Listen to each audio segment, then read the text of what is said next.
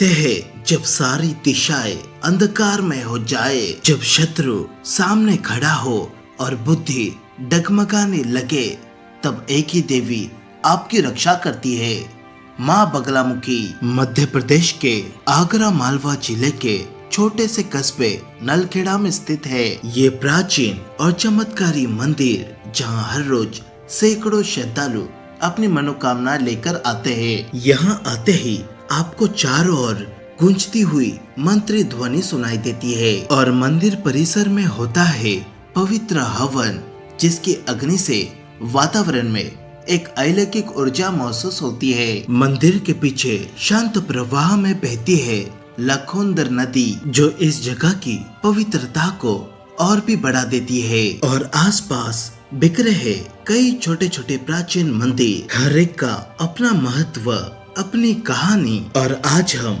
न सिर्फ इस मंदिर के दर्शन करेंगे, बल्कि यहाँ पर महाविशेष हवन भी करेंगे। साथ ही पंडित जी से जानेंगे इस मंदिर की संपूर्ण जानकारी, इसके रहस्य और इसकी महिमा। तो चलिए मेरे साथ एक ऐसी यात्रा पर जो सिर्फ एक मंदिर दर्शन नहीं, बल्कि है एक दिव्य अनुभव, जहाँ हर कदम आपको माँ बगलामुखी की शक्ति से जोड़ देगा।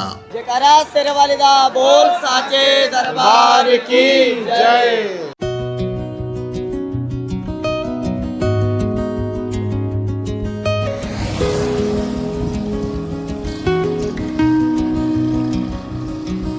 मध्य प्रदेश की धरती अपने भीतर ऐसे ऐसे रहस्य और चमत्कार समेटे हुए है, जिनकी कहानियां सुनकर ही मन श्रद्धा से भर उठता है। आज हम आपको लेकर चल रहे हैं नलखेड़ा, उस पावन धाम की ओर जहां विराजमान है माँ बगलामुखी। उज्जैन से लगभग 112 किलोमीटर दूर, सिर्फ 2 घंटे की दूरी पर बसे इस कस्बे तक आप आसानी से पहुंच सकते हैं, या फिर सिर्फ 100 से 150 रुपए में बस से यहाँ तक पहुँच सकते हैं। जबकि कार से आने जाने का खर्चा लगभग 3000 से 4000 तक हो सकता है। लेकिन दोस्तों, हम हमारे पर्सनल व्हीकल से जा रहे हैं भोपाल से नलखेड़ा, और भोपाल से नलखेड़ा की दूरी 175 किलोमीटर की दूरी पर है। तो अब हम चलते हैं भोपाल से नलखेड़ा। हमारी यात्रा की शुरुआत हुई भोपाल से दोस्तों के साथ पर्सनल वाहन में। भोपाल से नलखेड़े का रास्ता वाकई खूबसूरत है। खेतों के बीच से गुजरती लंबी सड़कें, गांवों का सुकून और रास्ते भर बदलते नजारे। करीब 4 घंटे के सफर के बाद हम आखिरकार पहुंच गए इस दिव्य स्थल पर।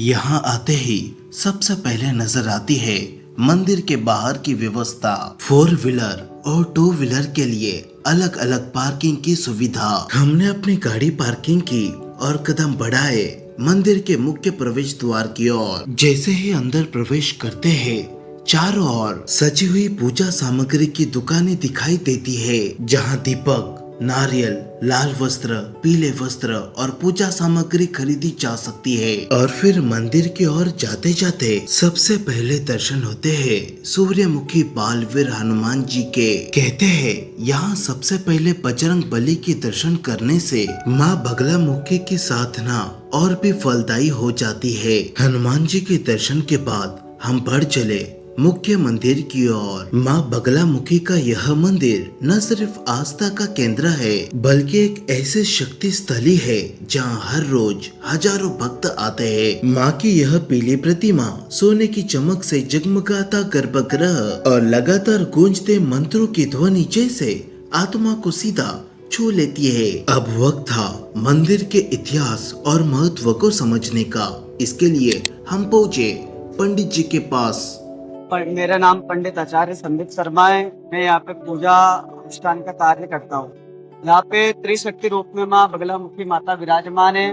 आपसे दर्शन करे होंगे, बीच में माँ बगलामुखी है। बगलामुखी जो भी तंत्र बाधा रहती है, शत्रुकृत बाधा रहती है, ग्रह बाधा रहती है, माँ भगवती उसका निवारण करती है। दाएं बाएं माँ लक्ष्मी, माँ सरस्वती है।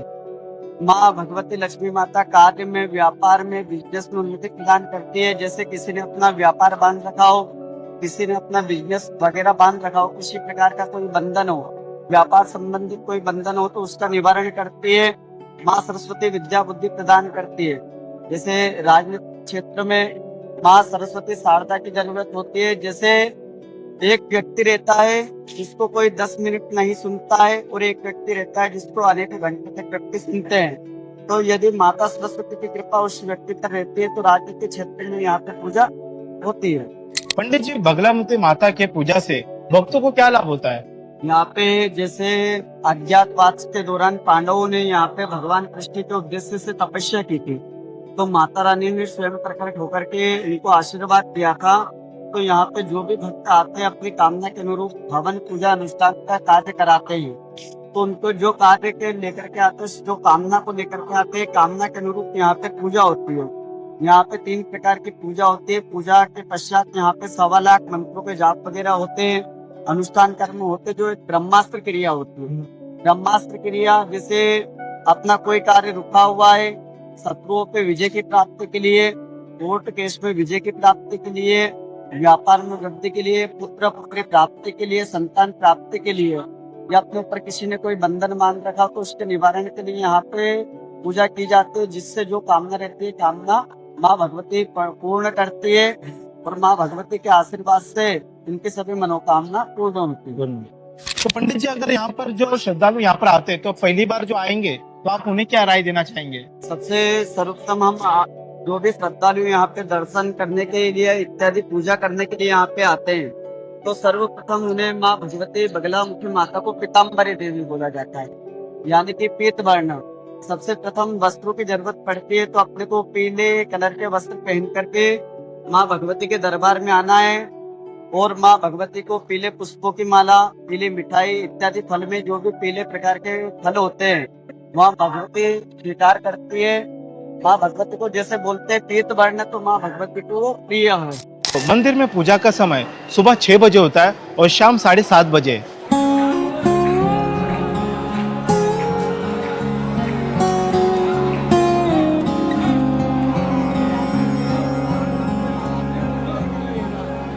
दर्शन और बातचीत के बाद अगला पड़ाव था हवन। लेकिन उससे पहले हमने मंदिर परिसर के आसपास बने छोटे मंदिरों के भी दर्शन किए। मुख्य मंदिर के बिल्कुल बाएं तरफ है राधा कृष्णा मंदिर। छोटा लेकिन बेहद शांत वातावरण, यहाँ दर्शन करते ही मन भक्ति रस से भर जाता है। वही मुख्य मंदिर के दाएं तरफ स्थित है भैरवनाथ जी का मंदिर। कहते हैं बिना भैरव जी के अनुमति के कोई साधना पूर्ण नहीं होती, इसलिए यहाँ के दर्शन को बहुत ही विशेष माना जाता है। और अब बारी थी उस अनुष्ठान की जिसके लिए नलखेड़ा का ये मंदिर पूरे दुनिया में प्रसिद्ध है, हवन। जैसे ही हम पंडित जी के साथ हवन स्थल पहुँचे, सामने था एक अनोखा नजारा। ढेरों हवन कुंड जिनमें रोजाना अलग अलग श्रद्धालु अपने उद्देश्य और समस्याओं के समाधान के लिए हवन कराते हैं। लेकिन यहाँ हवन कराने का तरीका कुछ अलग ही है। हवन कराने से पहले आपको कुछ इस तरह से पीले वस्त्र धारण करके ही हवन में बैठना होता है, और ये कंपलसरी होता है। यहाँ 3 प्रकार के हवन होते हैं, सामान्य हवन, विशेष हवन और महाविशेषण हवन। इन हवनों के दौरान मंत्र जाप की संख्या 1.25 लाख से लेकर 36,000 तक हो सकती है, और भक्तों की समस्या व समाधान के अनुसार मंत्रों की संख्या और विधि बदलती है। यही कारण है कि यहाँ बड़े बड़े सेलिब्रिटी और वीआईपी लोग भी आते हैं, क्योंकि माँ बगलामुखी के हवन से शत्रु पर विजय, अदालत में सफलता, नौकरी व्यापार में प्रगति और जीवन के हर कठिनाई दूर होने का विश्वास है। हवन में उपयोग में आने वाली सामग्री, मंत्रोच्चार और अग्नि में आहुति सब कुछ इतना शक्तिशाली है कि सचमुच भीतर एक अनोखी पॉजिटिविटी महसूस होती है। राम रामाय राम रामाय राम भद्राय राम भद्राय हस्पुर सम्मनार्थाय ओम अंजनाय महाबलाय ओम अंजनाय महाबलाय केलय केलय वाणी स्तंभय स्तंभय मर्दे मर्दे ध्वंसे ध्वंसे ओम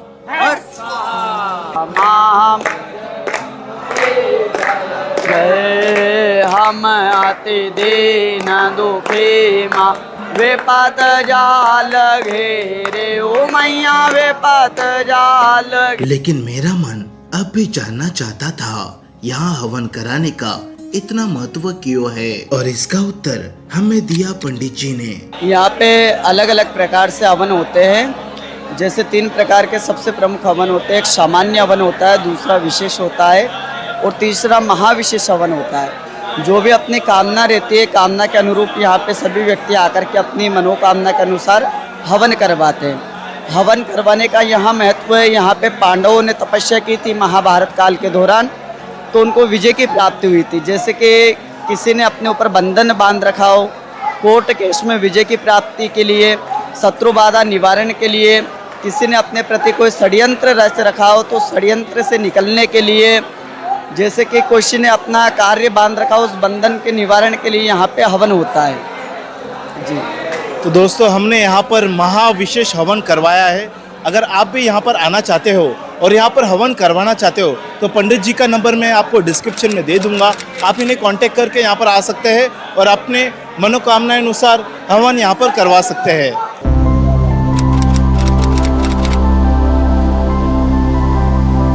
माँ बगलामुखी के परिसर में आने वाले भक्तों के लिए 2 यज्ञशालाएं बनाए गए हैं। जहाँ पर हमने हवन किया वहाँ पर 80 हवन कुंड का यज्ञशाला है, और जैसे ही आप मंदिर के पिछले हिस्से में बढ़ते हैं सामने आती है एक और यज्ञशाला जहाँ बने हैं 26 हवन कुंड। दोनों मिलाकर इस परिसर में कुल 106 हवन कुंड है, और यही बात इस मंदिर को पूरे भारत में अद्वितीय और शक्तिशाली बनाती है। हवन संपन्न होने के बाद हमने कदम बढ़ाए मंदिर के पिछले हिस्से की ओर, जहाँ बहती है पवित्र लखुंदर नदी। लखुंदर नदी का जल शांत है, लेकिन इसकी लहरों में एक अलग ही ऊर्जा है। कहते हैं इस नदी का स्पर्श करने मात्र से मन की अशुद्धियाँ धुल जाती है और साधना की शक्ति कई गुना बढ़ जाती है। हमने इस नदी के महत्व के बारे में विस्तार में जाना पंडित जी से। ये प्राचीन समय में इसका नाम लक्ष्मणा नदी थी, लक्ष्मणा नदी है, और अभी लखुंदर वर्तमान में इसका नाम बोला जाता है। ये नर्मदा नदी की सहायक नदी है। यहाँ पे पांडवों ने अज्ञातवास के दौरान यहाँ पे पूजा अर्चना भगवान माता भगवती की आराधना करी थी। तो माँ भगवती की आराधना करने के पश्चात युद्ध के लिए भगवान को विजय श्री के आशीर्वाद की ज़रूरत थी। पांडवों को विजय के आशीर्वाद की ज़रूरत थी, तो उन्होंने यहाँ पे तपस्या की थी। तपस्या के दौरान यहाँ पे माता रानी स्वयं प्रकट होकर के माता ने आशीर्वाद दिया था। थोड़ी देर हम भी इस नदी के किनारे बैठ गए। लहरों की आवाज, मंद बहती हवा और श्रद्धालुओं की आस्था सब मिलकर वातावरण को एक अनोखी शांति से भर रहे थे। कई भक्त किनारे बैठकर ध्यान लगा रहे थे, कुछ जल में आचमन कर रहे थे और कुछ बस इस दिव्य नजारे को निहार रहे थे। और सच कहूं, इस क्षण ने हमारी पूरी यात्रा को एक आध्यात्मिकता पूर्णता दे दी। तो दोस्तों इस वीडियो को हम यहीं पर एंड करते हैं। अगर मेरी वीडियो आपको अच्छी लगी तो वीडियो को लाइक करना है, चैनल को सब्सक्राइब करना, और मिलते हैं आपको नेक्स्ट ब्लॉग में।